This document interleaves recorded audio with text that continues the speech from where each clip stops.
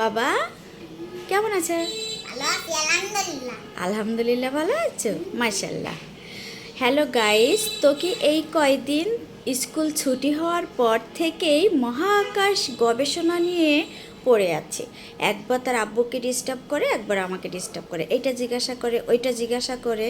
তো আজকে তোকির কাছে শুনবো সে এই কয়দিনে গবেষণা করে মহাকাশ সম্পর্কে সে কী জেনেছে। ঠিক আছে, বলো আগে কোনটা সম্পর্কে বলবে? Black hole. Black hole? ওরে বাবা, সেটা আবার কি, বলো। সেটাকে তুমি তো চিনো না, তাহলে তোমাকে বুঝাই বলি। বলো। ব্ল্যাক হোল এমন একটা জিনিস, ব্ল্যাক হোল সব কিছুকে টেনে নিতে পারে, হুম। পুরা পৃথিবীকেও। ওরে আল্লাহ, তারপরে? আর 3000 কিলোমিটার দূরে একটা ব্ল্যাক হোল আছে, তাইলে আমাদের পৃথিবীকে এখন সাবধান আছে। ওরে আল্লাহ, তাই নাকি? 3000 কিলোমিটার দূরে একটা ব্ল্যাক হোল আছে? ওরে বাবা, তারপরে? আর ব্ল্যাক হোল তো অনেক আছে। হুম। আর হোয়াইট হোল আর ব্ল্যাক হোল তো সব কিছু টেনে নেয় না। আর হোয়াইট হোল আছে, সেই হোয়াইট হোল ওই হোয়াইট হোলে একই না বলো, হোয়াইট হোল বলো টেনে নেয় না, হোয়াইট হোল হলো বের করে দেয়। ও আচ্ছা, আর তারপরে? যদি একটাই বিষয়, যদি ব্ল্যাক হোল আর হোয়াইট হোল যদি মিক্সড হয় না, তাহলে লেদা বেদা এলো একদম। তারপরে আর কি বলবে? আর আর চাঁদে তুমি লাফাইলে কত উপরে উঠবা বলবো? 10 ফুট। কিভাবে?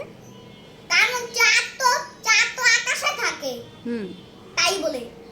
এই জন্য? আর শোনো, বলো আর কি বলবো? সম্পর্কে বলবে? হ্যাঁ। আর কি সম্পর্কে বলবো? ও সূর্যের চেয়ে বড় এমন একটা জিনিস আছে, সেইটার নাম কিন্তু আমি জানি না, কিন্তু আমি দেখছি। কি দেখেছো? এটা নীল রঙের, মানে সূর্যের মতো একটা জিনিস আছে, সেটা সূর্যের থেকে বড়, কিন্তু সূর্যের মতো, কিন্তু রংটা আলাদা, নীল। নীল রঙের? হ্যাঁ, একটা কথা বলি, বলো। সূর্য যখন হলুদ রঙের গ্যাস ছাড়ে না, তখন ওই গ্যাস, যখন গ্যাস ছাড়ে তখন পৃথিবী বাঁচার জন্য একটা নীল রঙের শেড বের করে, সেটা হলো শেল্ড। ওরে বাবা, মানে আটকানোর জন্য। তুমি শেড তো বুঝবা না। আচ্ছা। তাও আবার এরকম এরকম এরকম এরকম? মানে দেখো এই যে, এই যে ওভাবে? হ্যাঁ। আর ওই তারপরে? শেলটার সাথে যখন ওই গ্যাস ধাক্কা যখনই লাগে, তখনই ওইটা সবুজ রঙের হয়ে যায়। আর ওটা বলো, ওইটা বলো একদম দাগের মতো বলো আবার। আর ওইটা যখন ধাক্কা খায় তখনই দেখো, এটা মনে করো সেই গ্যাস, আর এটা মনে করো শেল। ধাক্কা খাইলো, এই যে এখান থেকে শুরু করে পৃথিবীতে এখানে আসলো। আর ওইটা ধাক্কা লাগার পরে তো সবুজ রঙের হয় না, আর সবুজ রঙের হয়ে আবার এটা ওই এদিকে চলে আসে। আর তারপর এদিকে চলে আসার পরে আমরা আকাশে ওইটা দেখতে পাই, ওই দাগ দেখা যায়, এর জন্য আমরা দেখতে পাই। হ্যাঁ, ওটা আমরা দেখবো, কিন্তু যখন ছাড়বে, কিন্তু এখন তো আমরা দেখতে পারবো না। এখন আমরা দেখতে পারবো না? আচ্ছা, আর কি বলবে? ওটা আবার নিশ্চিত দিও। নিজ দিক দিয়েও যায়? আচ্ছা, আর কি বলবে? আর কি বলা যায়? চাঁদ সম্পর্কে জানো কিছু? চাঁদ সম্পর্কে?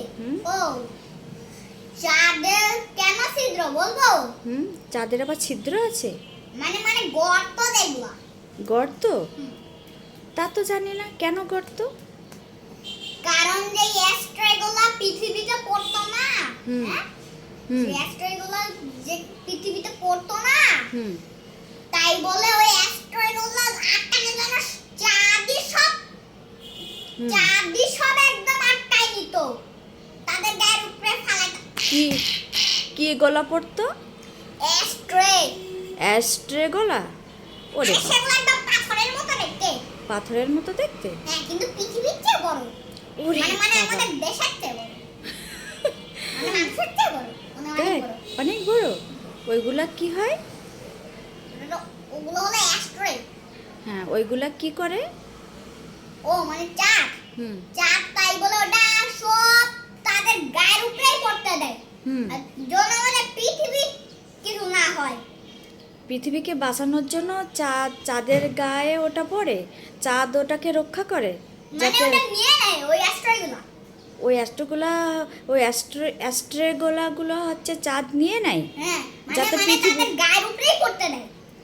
যাতে পৃথিবীতে না পড়ে, হ্যাঁ যাতে মানুষের কোনো ক্ষতি না হয়।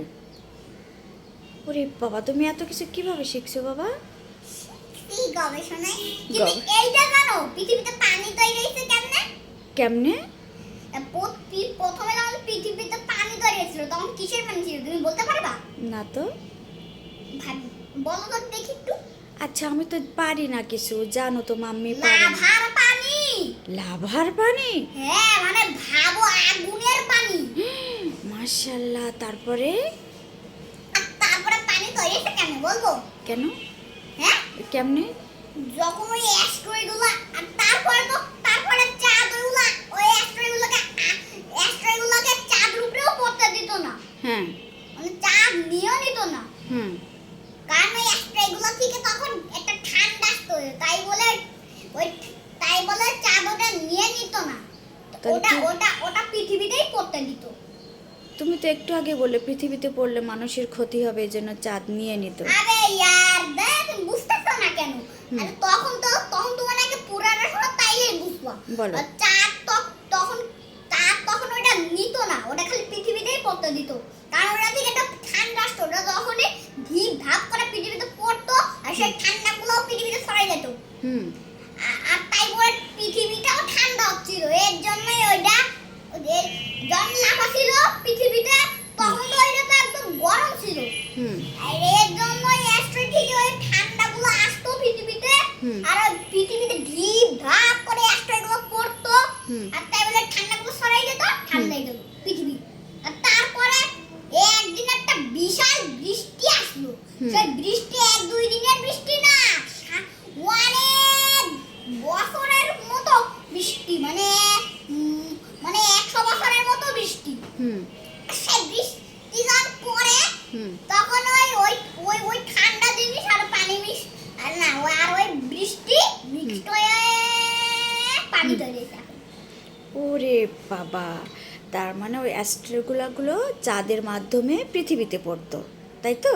তখন পৃথিবীতে মানুষ তৈরি হয়নি, এটাই? হ্যাঁ ও আচ্ছা। তাই বলে ওটা চাঁদ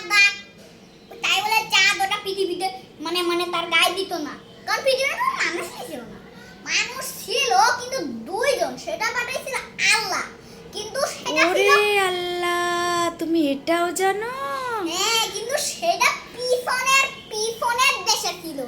আর এটা সামনের দেশে পড়ছিল ওই অ্যাস্ট্রয়েডগুলো। আর এটা পিছনের দেশে ছিল ওটা ওই মানুষগুলো। আল্লাহ, মাশাল্লাহ। তুমি কি আর কিছু জানো? আর কিছু হুম? আর কি পেয়েছো, আর কি গবেষণা করেছো বলো? আর কি গবেষণা? হুম দাঁড়াও একটু মানে ভাবতে দাও। ও, একটু ভাবতে হবে। হ্যাঁ মানে ভুলে গেছিলাম তাই বলে বেশি দিন প্র্যাকটিস করি না তো, মাঝে মাঝে প্র্যাকটিস করি তাই বলে। মাঝে মাঝে প্র্যাকটিস করো? আচ্ছা। তাই বলে একটু ভাবতে দাও। ভাবো।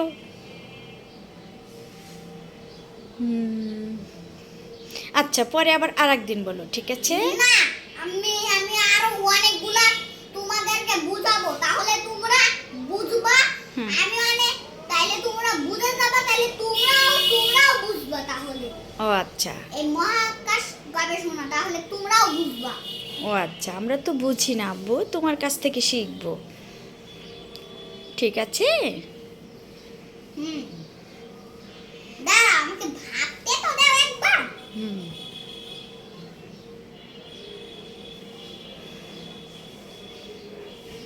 কাট করি। না ও এবার একটা মনে পড়ছে। কি মনে পড়েছে? কাট করা করি না প্লিজ। আচ্ছা, বলো কি বলবে। ব্ল্যাক হোল ঘুরে কিন্তু ব্ল্যাক হোল কিভাবে পৃথিবীকে নেয় বলবো? হুম ব্ল্যাক হোল একটা ঝড়ের মতো ঘোরে। হুম যেরকম আমি পানি মনে করো এটা একটা পানি, হুম আরে পানিটা আমি এরকম এরকম ভাবে দিলাম আর হুম। সাইডে কিছুটা মানে আমার টুকরো টুকরো লেগে দিলাম আর সেই টুকরোগুলা হুম। নিজে নিজে এখানে মাঝখানে ঢুকে গেল। হুম। দেখো এদিকে দেখো দেখছি তো। সে এইভাবে ঘুরতে ঘুরতে ঘুরতে ঘুরতে ঘুরতে ঘুরতে ঘুরতে ঘুরতে ঘুরতে এইভাবে ঢুকে গেল হুম মাঝখানে। হুম তেরকম তেরকম ব্ল্যাক হলো এরকম ভাবে ঘুরে সব কিছুকে টেনে নিতে পারে। সব কিছু কি টেনে নাই? হ্যাঁ তাহলে ভাবো তো এই 3000 কিলোমিটার দূরে ব্ল্যাক হোলটা পেলে আমি কেমন হবে। সেটাই তো, আমার তো ভয় লাগছে যদি আমাদেরকে ধরে ফেলে। হ্যাঁ সেটা যদি পৃথিবীর কাছে চলে আসে। আমি মাঝে মাঝে ভিডিওতে তো দেখছি ব্ল্যাক হোল আবার কাছে চলে আসছে আবার মাঝে মাঝে ভাগ্য ভালো চলে আসছে। চলে এসেছে হ্যাঁ, আবার চলে গেছে। হ্যাঁ মানে এসে আবার চলেও গেছিল মানে ওরে। তখন আবার আবার যখন ওটা আসছিল তখন আবার রাত তখন আবার এই যে আকাশটা অন্ধকার হয়ে গেছিল তাই? আর ও। তারপরে আবার ওটা যখন চলে যায় তখন আবার তখন আবার ওটা সকাল হয়ে যায় মানে তখন আবার সকাল হয়ে যায়। ও আচ্ছা। কিন্তু যেখানে সূর্য থাকে না হুম। ওখানটায় ব্ল্যাক হোল দেখি তাই? মানে সূর্যরে আবার টানেনি তো। ঠিক আছে বাবা, বাই, সবাইকে বাই বাই দাও।